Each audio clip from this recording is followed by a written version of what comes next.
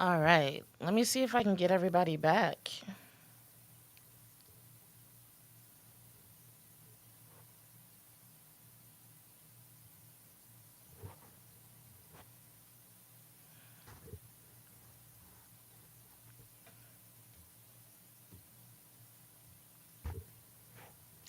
Hold on, hold on, hold on.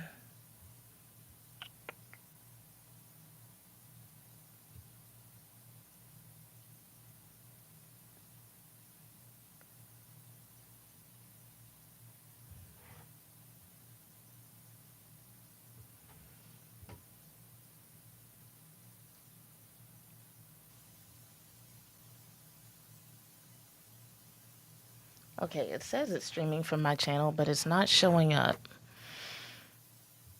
Maybe because I deleted this stream. Okay, here we go. Here we go. All right, so hopefully everybody will be back.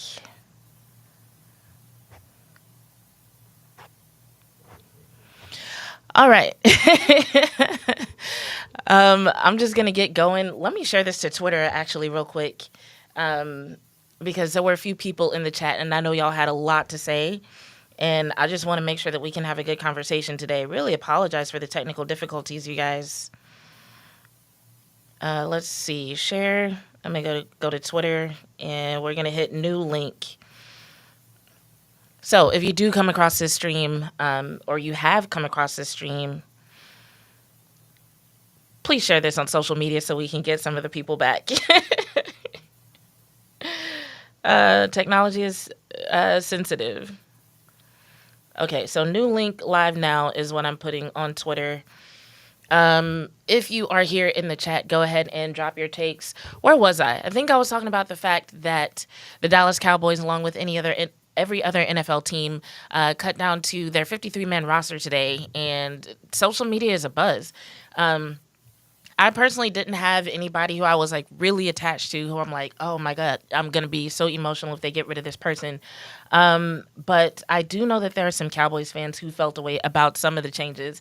I would say not that this was something that I was hurt about, but it was more so something that I was surprised by. And it was the trade for Awesome Richards. Now, I wasn't surprised that they traded him. I thought they could get more for him. So Awesome Richards ended up being traded for a 2028 six-round pick. And to me, I was like, dang, not only a six-round pick, but all the way in 2028. So that was probably like the first piece of news that I actually posted about, that I was actually surprised about. And some people came into the comments like, well, yeah, the other tackles were better. And I'm like, no, that was not the question for me. I was like, only that? But then we heard Brian Schottenheimer talk in his press conference about the fact that they were going to let him go anyway, that they weren't going to keep him. So when the Saints seemed interested, they figured they might as well get something. And that's definitely what that trade was giving. It was giving, okay, we might as well get something for this particular player instead of nothing. And so that's what they went with. So I'm curious from y'all if there's anything else that surprised y'all. Just a brief overview, because I know one of the topics was how many wide receivers are they going to keep? Hey, what's up, D Block? Good to see you in the chat. But one of the conversations was how many wide receivers are they going to keep? It looks like they went with 5. Currently on the roster is George Pickens, Jalen Tolbert, CeeDee Lamb, Ryan Flanoy, and Kevontae Turpin. Now, Ryan Flanoy is one of the people that they've talked about being especially impactful on special teams.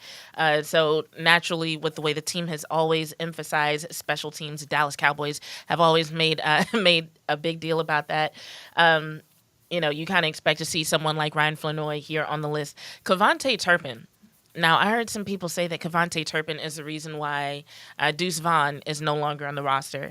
So I'm going to speak to that as well. And before I get to that piece of it, though, I'll let y'all know the running backs that they did keep, because I know not everybody has spent their entire day on Twitter like some of us have.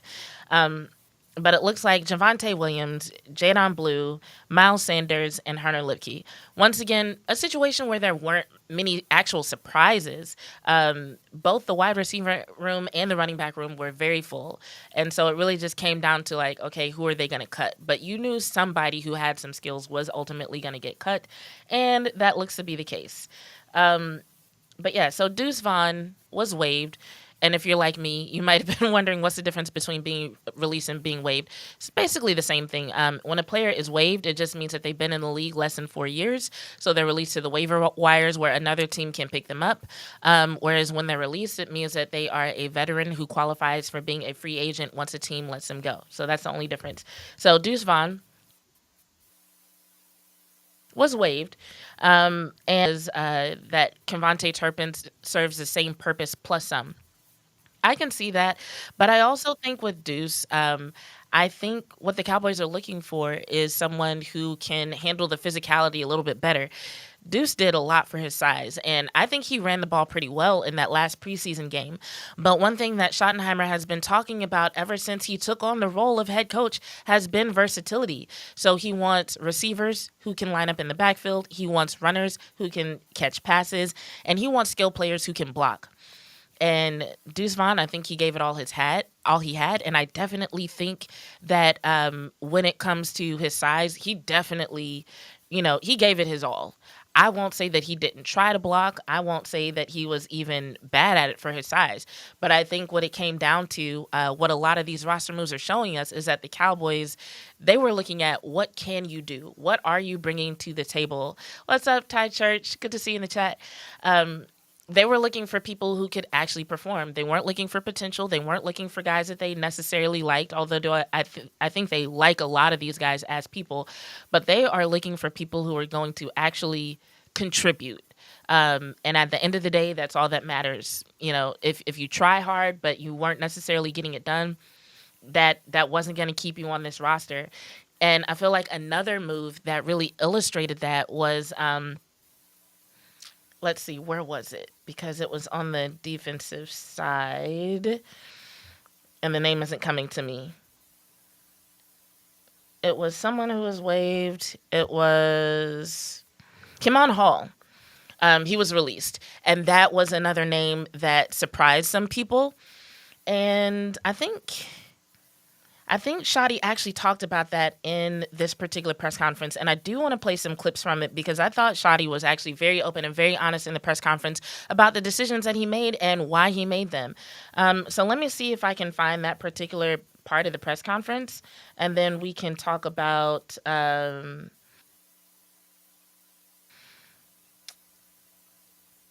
what those decisions were and what he had to say about them. So, yes, Shotty was asked, I see here, about Kimon Hall and Childress. And so let me see if I can pull that up for you guys.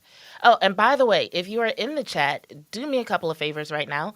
Go ahead and hit the like button. I know people are bouncing back and forth between different shows, and I don't blame you. There's a lot of good stuff on YouTube right now. But go ahead and hit that like button. And if you have a take, go ahead and drop it in the chat. Bobby, thank you for letting me know I sound amazing now. I'm so sorry about the technical difficulties earlier.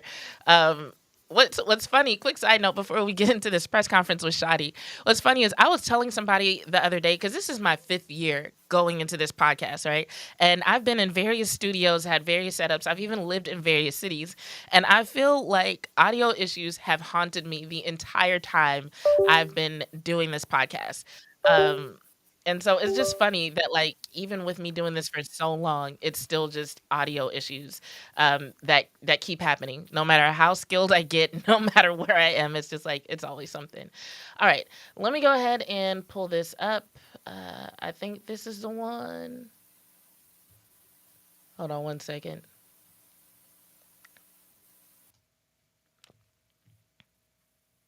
Out there in a lot of different positions, and that process has already started for Will and his team, and it'll be a long night tonight and into the morning. Hall and Childress, I know they were competing. What was the thought process there between keeping Childress? Yeah, younger player. I mean, again, Keemon's a special young man, good football player, very physical. Zion's instincts from the beginning have jumped off the film at us. Just his physicality, the way he can play as a blitzer, the way he can fill the B gap, and tough decision. But usually when you're dealing with two players that are very, very close, you tend to go with the younger guy. All right, so that last part about going with the younger guy, I think is one of the things that surprised some people, because in the past, the Cowboys have kind of honored people who had given them something. They tended to keep around people who meant something to the organization and had a history of contributing. And so I think for some people, this is one of the first signs that was like, oh, so y'all are really going to go with who's going to get the job done, regardless of what they've done in the past, what they've meant to the team in the past, or what they've contributed in the past. It's all about the here and now. And I think that's kind of a big deal because while 53-man roster cuts happen today, anybody who's been following the NFL knows that this isn't where it ends. You know, there are people hitting the waiver wire. There are people who are going to be brought to the practice squad. There are people who are going to be let go from the practice squad. Right now is when a lot of teams really get into their chess moves, you know. So we're definitely going to hear about some more changes moving forward. But if it's anything like the decisions that they made for this particular roster, I think we're going to see some good things for the Cowboys team this year in terms of who they're bringing onto the team. Now, there's a lot that we have yet to see as far as scheme. That's a whole different story. But I think there's a lot that we're going to see in terms of the team and their commitment to actually bringing in players who are going to contribute. And not necessarily people that they just like as people. Greg, what's up? Good to see you in the chat. Hit the like button for me if you don't mind. So, now, on that note, somebody else that they did talk about was Deuce Vaughn. He did talk about Deuce, and he talked about Perrion. I'm trying to decide which soundbite I want to go with first because, honestly, I think both speak to his philosophy and what Shadi is trying to do with this team. So when he talked about letting Deuce go, he did talk about what he contributed. And so even though there were some people who were saying, oh, well, Deuce brings the same thing to the table as Kevontae Turpin, I thought that it was interesting that one of the things that Shadi talked about was actually just what he contributed overall and the importance of being versatile. Because if we go back to when Deuce Vaughn was drafted, and I think a lot of people remember this, it was definitely a feel-good story. And there were some people who called it nepotism, saying, hey, Deuce would not be in the building if it weren't for his dad's connection with the team. And I think if you thought that would be the same thing to keep Deuce Vaughn on this team, the change that was made today just said, hey, you're not right about that. D-Block, you're exactly right. One of their guys. That's the phrase that I've been looking for this whole time. Cowboys have a tendency to protect, quote unquote, their guys, the guys that they draft, the guys who are the feel-good stories, the guys who, you know, the fans like, the guys who have names that the fans know. And this was a year where the Cowboys are like, nope, the season is way too important. Too many people have put a lot on the line for this. So let me go ahead and pull up that next soundbite where Shadi talks a little bit about his reasoning for letting go of Deuce Vaughn. I have the same video open in two different tabs, and I keep losing track of which one is correct. Let's see. Good to get, you know, something for some. I knew this was going to happen. All right, I'll pull that back up for y'all after the break. What happens is when the Cowboys play something live and then they convert it to a regular video, it's no longer available live. But I don't want to waste a bunch of time trying to find the new link to the video and finding the new soundbite. So I'll do that during the break. So y'all just stick with me here. But I want to look at some more of y'all's comments and y'all's takes. So let's keep going. So we're down to 5 wide receivers. So that answers the question a lot of people had about 5 or 6. But not a surprise, they're keeping 2 quarterbacks on the roster. There was the assumption that they were going to keep 3. And this is also something else Shadi talked about in the press conference. If you haven't seen the press conference and you're wondering about the reasoning for a lot of these decisions, definitely go watch it. Because pretty much any question that you might have about these decisions, Shadi answered it. And there's definitely going to be more to come. But yes, Will Grier is not on the 53-man roster. It's just Dak Prescott and Joe Milton as the 2 quarterbacks there. And when Shadi talked about it, he seemed to kind of lean to the expectation or hope that Dak would remain healthy and that they might need Joe, but that they wouldn't need a 3rd emergency quarterback. And one of the conversations that happened a lot during preseason, I think, was a lot of people were in a place if Dak gets hurt cannot play anyway. And so I think that's kind of the philosophy that went into this. It's definitely not something that we would expect any of the coaches to say out loud, but that seemed to kind of be the vibe when they asked Shadi that question. It was kind of like, if we absolutely need a backup, we have Joe Milton, and if we need a backup for him, well, we're not in a good place. So there's a strong possibility that they do end up bringing Will Greer or someone back to the practice squad. There have actually been some solid QBs who've been released from other teams. There have been some solid QBs that some teams might even be willing to trade for. So you never know. But it definitely seemed to be the vibe that it's like when it comes to their mission to win this year, it's Dak or nobody. So they would rather free up that third spot than run the risk of not having somebody else in a more useful skill position, because they want to keep an emergency third quarterback that ultimately will not get them to where they want to go. I'm not mad at it. So 2 quarterbacks. They've got a running back room of 3. I know I said Hunter Lipke before. Fullback, so technically, yeah, throw him in there. Let's see who else. I know the corner position was another position a lot of people were looking at. So let's see. We've got Zion Childress, Jerron Bland, Kyer Elam, Andrew Booth. Okay, let's talk about Andrew Booth for a second. Hold on, I want to see Bobby's comment real quick. Bobby says, I don't understand why not have 3 QBs on the roster, especially with the NFL rule that it doesn't cost you a 53-man roster spot. I'm going to wait until after the break so I can play you Shadi's reasoning on that just to make sure I don't get anything wrong. Does it not cost you a 53-man roster spot? I don't know. I know when it comes to the regular season, it doesn't cost them a game day spot. It doesn't cost them a roster spot for the game day roster. But I do believe that they freed up that spot for a reason. But we'll talk about that after the break. I'll pull the sound bites back up, and I'll also look into that rule so I can make sure and properly respond to that question, Bobby. But when it comes to the cornerback room, so yeah, like I said, Kyer Elam, Andrew Booth, Zion Childress, Jerron Bland. I think the Zion Childress decision might have surprised some people because of the expectation of keeping Keeman Hall. But when it comes to Andrew Booth, he's one of the ones that a lot of people really don't know how to feel about him. Or I shouldn't say they don't know how to feel about him. I think a lot of people know exactly how they feel about him. But it's case in point. D Block says, why is Booth still here? I'm trying to think of the most respectful way to answer this, D Booth, or D Block. I'm so sorry. Booth is still here because they needed a body. They needed another corner. They've got a lot of injured people in the room. Chris, what's up? Thanks for hopping in the chat. Go ahead and hit that like button for me. So they needed more people in the room. That's all I can tell you, D Block. So once Andrew Booth had that interception in that second preseason game, he pretty much confirmed his spot on the roster.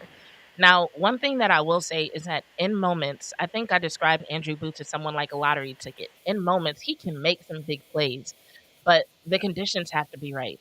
He's not someone who can go out there and just perform regardless of how he's set up.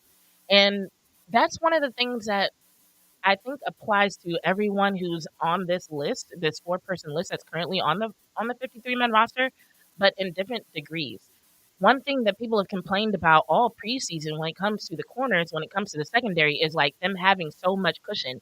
And so, yes, it's very noticeable with Booth, but it's a problem with all the corners. So part of me wonders if they think that once they kind of make some adjustments when it comes to scheme there, if he'll perform better. Because if you notice when he got that one interception, and then they didn't play him very much after that, but he got that one interception, but it was a situation where he happened to be in very close proximity to the guy that he was covering. Now, there are 2 issues with that. One of them I just mentioned, which is the fact that often our corners are given so much cushion that doesn't happen. The other issue is that when Booth is typically covering somebody, and I mean, I've said this on air before, and this is something that I noticed, especially when I was watching the practices live in Frisco, there were times where he was literally going the wrong direction. So in Andrew Booth, we're talking about someone who needs to work on his skills not only when he's in zone to make sure that he closes that gap quickly and in the right way. But even when he's in man, it's very easy for him to lose his guy. So um, one of the other things that Shotty said today in the presser was that yes, this is the 53 man roster, but that the game day roster is something different. And so I think Andrew Booth might be somebody who's going to have to work his way onto the game day roster. Bear says Booth will get released once Revel is ready. Um, Very possible. D-Block says he is trash though. I don't like calling players trash. I will say his performances have been trash. I don't want to say he's trash, like just as a player. Um, Here's my philosophy when it comes to that. A player can get better, but it depends on how long will it take them to get better and what's the work that they're willing to put in.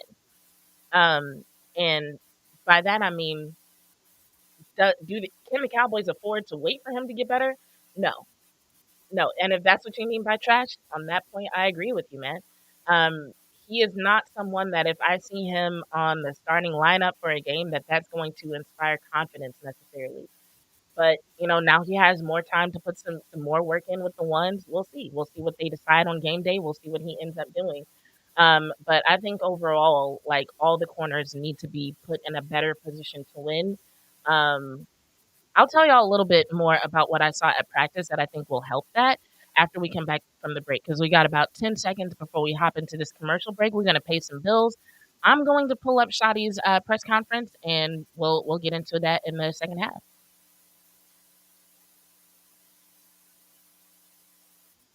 Or maybe not. We might still be having technical difficulties and not have a commercial break.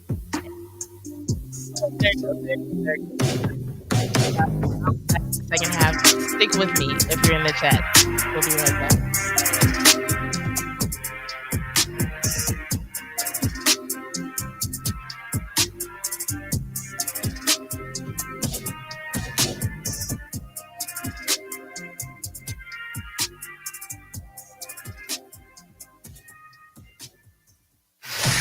Attention all business owners and creative minds. Do you need a unique and personalized touch for your products? Look no further than Romika Laser Engraving and Custom Designs. I'm Ron Phillips, co-owner of Romika Designs. We offer custom laser engraving services for a variety of products, including promotional items and corporate or personal gifts. With state-of-the-art equipment and a team of skilled designers, we can engrave intricate designs on virtually any material. Whether it's a special message, a company logo, or a custom design, Romika Laser Engraving will help you make your mark. And the best part, our prices are affordable and our turnaround time is quick. I couldn't be happier with the work Romika Laser Engraving did for me. The engraving on my product was precise and exactly what I wanted. So don't wait any longer to add a personal touch to your products. Call Romika Laser Engraving and Custom Designs today at 817-400-4040 or visit our website at romikadesigns.com. We look forward to helping you make your mark. Hey travelers, do you want to save money on your next flight? Then pick up the phone and call. That's right, call, because the best prices are not online. They're with SmartFares. See, SmartFares has special deals with the airlines. When they have unsold seats, they use SmartFares to fill them. So you get airline tickets at ridiculously low prices. Our prices are too low to publish online. With the extra money you'll save, you can book another trip or treat yourself to dinner or shopping.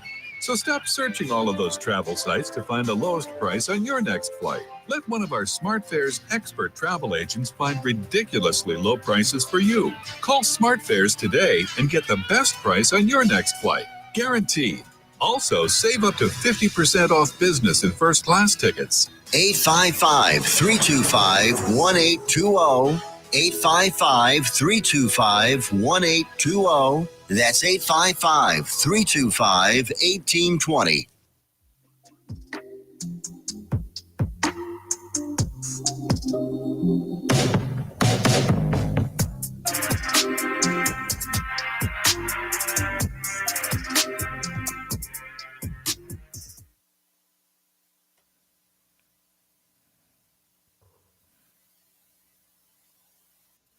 And we are back. Are we back? Yes, we are back. I'm checking all the buttons now. What's up, Hoodie? Good to see you. Thanks in advance for hitting that like button. All right. So I said that I was going to look up these sound bites, and I was able to actually get the timestamp for one of them. And so we'll start with this clip about Awesome Richards. Um, and so Shadi did talk a little bit about the reasoning behind letting go of Awesome Richards, and I know some people were curious about that. Some people don't care. So here we go. I'm gonna share my screen. We'll listen to it, and then we'll talk about that, and then I'll finish my thought that I was leaning towards with the cornerback room after this particular clip.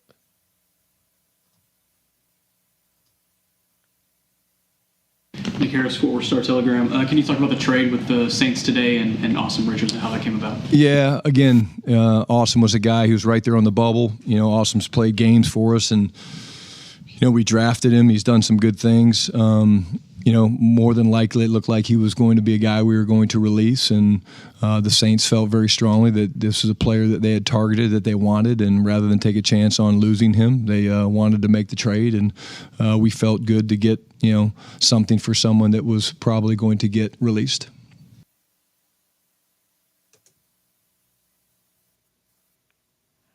Okay, can y'all hear me? We're having even more technical difficulties. So now the screen that I was using to pull up these videos is, I don't know. Tiff, if you can hear me, something's going on with the TV in the room. So this might be the only clip that I can play for you guys today. And I can't even move the mouse to get myself back on the main part of the screen. So I can see from my YouTube that y'all can still see me. Is Mercury still in retrograde? What's going on? Anyway, D-Block says, just curious, are you a Cowboys fan? Yes, I am. I currently live in Fort Worth, so I cover the Dallas Cowboys, I cover the Dallas Wings, and I am a fan. Now, one caveat that I will say, it's back. The TV is back. One caveat that I will say is that I'm typically a fan of players, so part of the reason I'm a Cowboys fan is because currently a lot of my favorite players are on the Cowboys, but there are other teams that you might see me cover on this channel. Not necessarily on the station so much because this is NTX Radio, North Texas Radio. So I'm going to talk about the Dallas teams. But if you watch other stuff on my YouTube, you might see me talk about Shador Sanders. You might see me talk about Caleb Williams and the Bears and some other stuff. So, yes, I am a Cowboys fan. All right. So right there, and I wasn't really listening because I was trying to figure out the technical difficulties going on with the TV. But essentially, he talked about the fact that they were thinking about waiving Awesome Richards, so they figured out that they might as well get something for him anyway. And if you join me for my live tomorrow, we'll go over some more of these sound bites so we can really dig into some of the stuff that Shadi was saying. But for now, I'll get it more into what I was telling y'all about the cornerback room. So when I was at practice, one of the things that I did see, and this was only a couple of times, but one of the things that I did see was Eberflus had them set up in what a lot of people call collision coverage. Now, from asking around, it seems like there are a lot of different names for this type of coverage, but you can basically think of it as you have your four linemen, so 2-1 techs, 2-3 techs, and then kind of lined up in front of where you would normally put corners if they were in press man. Instead of putting corners on the line of scrimmage, they put linebackers there. And so what this did was it kind of disrupted the flow of the wide receivers, but instead of the linebackers following them like a corner would if they were in press man, it just kind of disrupted them, slowed them down for a second, and then the linebackers went to doing what they were going to do, and the corners from there, it was their responsibility to come down, whether they were in man, in zone, so on and so forth. So it was kind of a little bit disguisey, definitely something that we haven't seen too often, but I was like, okay, for a situation where everybody keeps looking at these corners and it's like, oh, they've got too much cushion, but they're not all necessarily the best at playing in man, this could be kind of a compromise in putting your linebackers kind of where they need to be, but also letting them kind of help the cornerbacks from the very beginning when the ball is snapped. So I was kind of into that. Now, I only saw it once, maybe twice, so I don't know how serious they are about it or how well it's going to be executed. I can't really judge that from seeing something twice, but I did think it was interesting. I thought it was very good use of the really physical linebackers that we have this year, and it's something that could potentially help a cornerback that people are concerned about, like Andrew Booth. So definitely something to watch for there this season. D Block said, all good. We can hear you. Good. That's the most important part at this point. Um, so from there, let me go back to the 53-man roster and just see if there was anything else. So yeah, when it came to the corners, people were like, how many are they going to keep? Ended up going with 4. Who else we got on the defense? We've got, okay, as far as DTs, Osa Odigizua, Perion Winfrey, Solomon Thomas, Mozzie Smith, and Jay Toya. Now, there were some people who thought that they should get rid of Mozzie Smith. That was not something that I ever expected them to do. Um, and real quick, D Block, what team are you a fan of? I'm curious if there's a particular team that you've been watching and if they made any interesting moves. I know a little bit about what some of the other teams have done, but I haven't dug into it in the past couple hours as much as I have the Cowboys. Um, but yeah, there were some people who thought that they should trade Mozzie, get rid of Mozzie. That's not something that I ever expected to happen. Just because, one, it's a complicated situation because of his draft stock and the guaranteed money. Two, even with him kind of struggling to pick up that attack front defense, I never really got the feeling from anything that any of the coaches said or any decisions that were made that they actually had given up on him, that they weren't going to let him continue working on that. One of the most unfortunate things about Mozzie's situation is that he was drafted for a different coach and a different scheme. So his situation is unfortunate in the sense that he's basically being asked to do something that he's never done before, but he's asking to hurry up and pick it up on the level that you would expect from a first round draft pick. But once again, it's something that he's never done before. So I'm not really mad at the coaching staff for giving him another chance. We saw, if you watch any of the practices, you saw kind of what the defense looked like with Osa and Solomon Thomas out there next to each other. And as a matter of fact, somebody asked me about that. I want to say, like after those public practices at Frisco, like some of the content creators were getting together and talking. And, I said I wasn't worried about the defense or the D line at least. And they were like, how? Like, what did you see that, made you confident in the defense? And I'm like, I saw what it looked like with Osa and Thomas out there. So no, I'm not really worried about it. And I think Mozzie will have time to catch up. He'll have time to learn. Um, and one thing that was interesting at those practices, Cole's Cowboys, good to see you. What's up? But one thing that was interesting at those practices that I might talk a little bit more about that I might follow because I realized while I might be a bigger Oso Odigizua fan than most people I know, Osa apparently has a lot of fans and a lot of people who respect him for his leadership. So one of the things that I saw while I was out there was Osa Odigizua having extensive conversations with Matt Eberflus. And by extensive, I mean they would talk for a couple of minutes. Osa stopped to tie his shoe. They talked for like a couple more minutes. Like I was recording Osa waiting for him to do something because I kept missing it. And I ended up recording him like just standing there talking to Eberflus for like 4 minutes. He also had on a wristband that kind of looked like a play caller's wristband, like what quarterbacks wear a lot, but obviously for defense. So that to me says that Osa is being trusted not only as an athletic defensive tackle that really fits the Eberflus scheme very well, but it seems like he is playing some sort of leadership role that is going to actually transfer to game day. So I'm really excited about that and to see what that leads to and to see what it means. I know a lot of people talk about, okay, who's going to be the green dot? And I think the assumption is when it comes to the linebackers, who's going to be the green dot, everybody is assuming that it's going to be Maris Luafau. Yes, Maris is in his second year, but he had some really good experiences with the green dot last season. He's proven himself to be really smart, not only in the position, but just in life. And so I feel like that's the expectation. And Eberflus, he needs smart linebackers for the way that this defense seems to be running, for what he seems to be planning to do.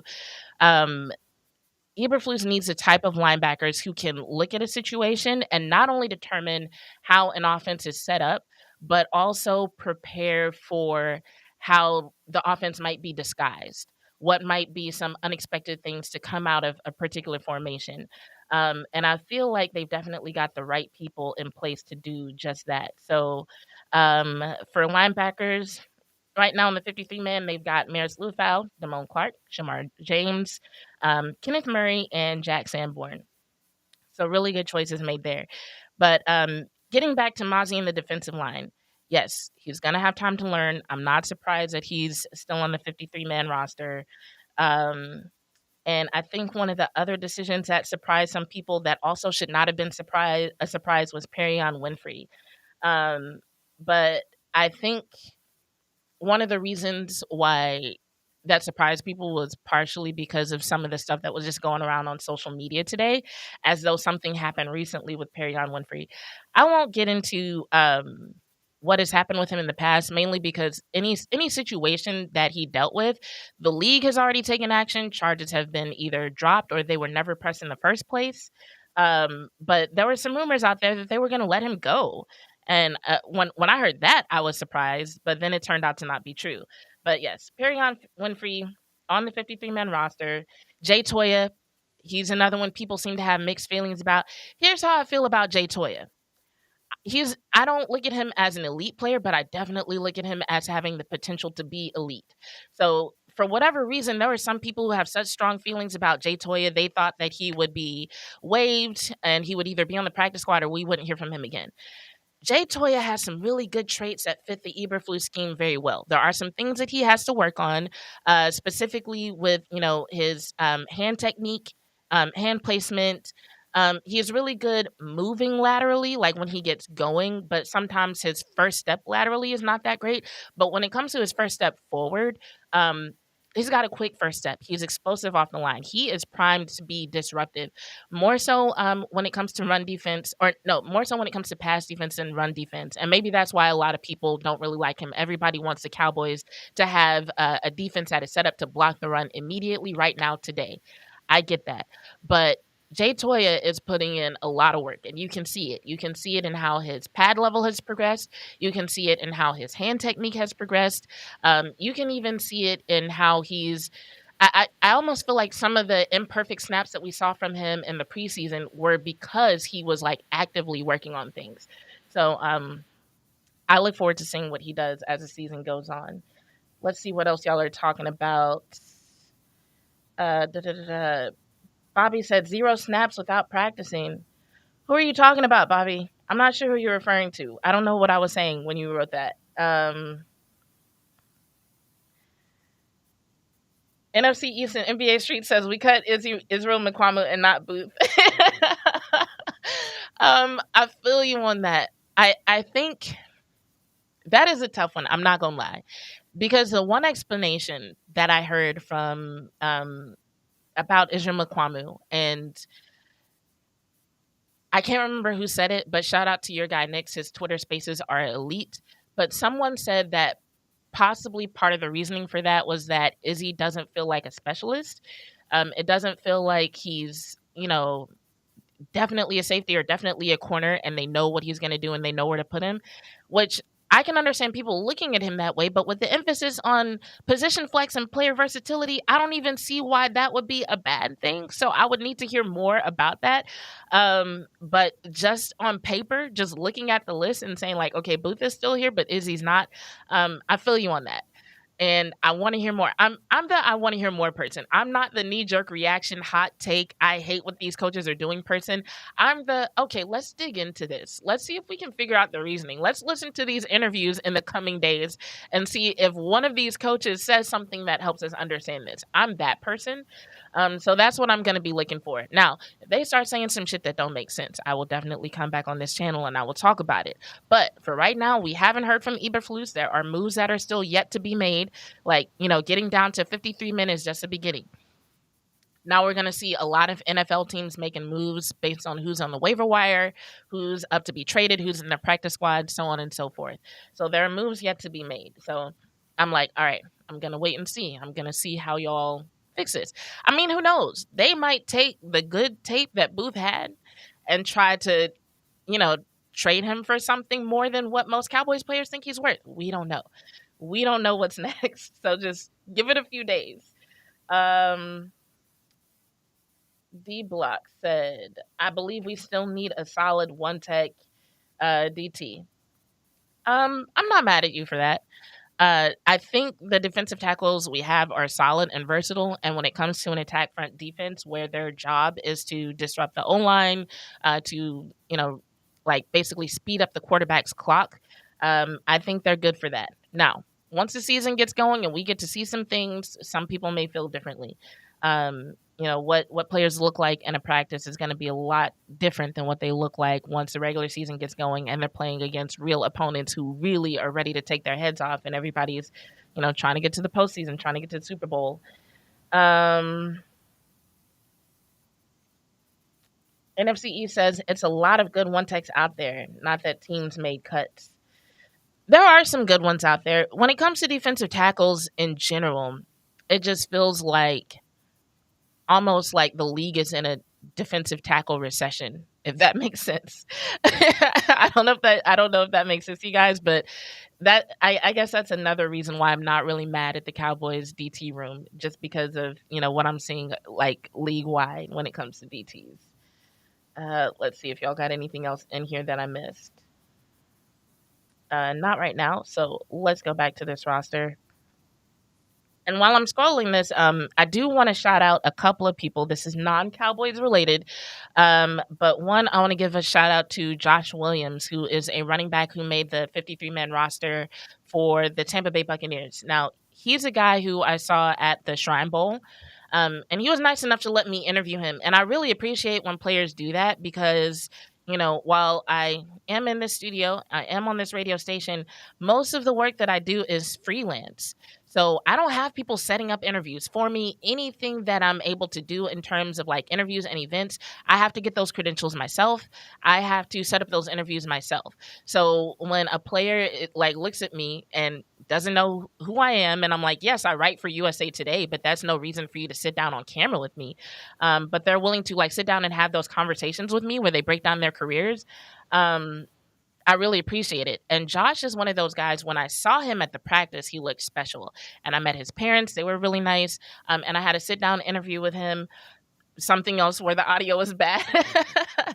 But he's a running back from LSU, and he's a special dude. He's been working hard to prove himself his entire college career. And I feel like if he stays on that trajectory into the pros, he's a name that we're going to be hearing a lot. So yes, he was from LSU, but he was a UDFA, considered short for the position, but he's proven that he's tough, he's strong, he's got an insane vertical, and I think it was really smart for the Tampa Bay Buccaneers to keep him. And other than that, who else was I going to shout out? I don't remember. But yeah, shout out to all the tennis players at the U.S. Open. That's just a real quick one. Coco Gauff is going to be playing right after this for all my tennis fans in the chat. Let's see. The Real Darrell, good to see you in the chat. If you don't mind, hit that like button for me. Says the Cowboys need to commit to the run game with teams going to shell or 3-deep coverage. Fair. And I do think that they are committing to the run game. I don't think it's going to look like what we've seen in the past, but I do think that we are going to see the run game a good bit. And Shadi did kind of cover this recently. Someone asked him about his rule of 53 or 55. And apparently it's an arbitrary number. But for those who didn't see that interview, essentially, and Shadi wasn't really clear on if he still uses this rule, but it sounds like if he doesn't use this rule specifically, he still uses something like it. But it's where that number that's 53 or 55, maybe up to 60, it's customized for each quarterback. And it's basically the number of completions plus the number of running attempts. You want it to equal a certain number. And I know that might sound weird to some people. That's definitely a different approach than what I've heard from any coach. But what it does suggest is that if for some reason Dak is having not the best game when it comes to completions, Shadi's not going to try to get him to throw his way out of it. He's going to start focusing on the run attack in order to get closer to that number and try to keep them on track to hit that number. But if for some reason Dak is lighting it up and those completions are happening and the connection with the wide receivers is happening, then they don't need to lean as much on the running game. And so if you've been following the Cowboys for a while, you know that Dak, when he has a run game that's at least 25 carries and at least 100 yards for any particular game, the games that he's lost where those conditions are met are literally in the single digits, even considering his long-ass career with the Cowboys. So we know that Dak needs a quality run game in order to balance out the offense, in order for him to be successful when he's leading the offense. So I feel like knowing that and putting into context what Brian Schottenheimer said about that number they end up going with, it tells us that they're going to be really smart about the run game.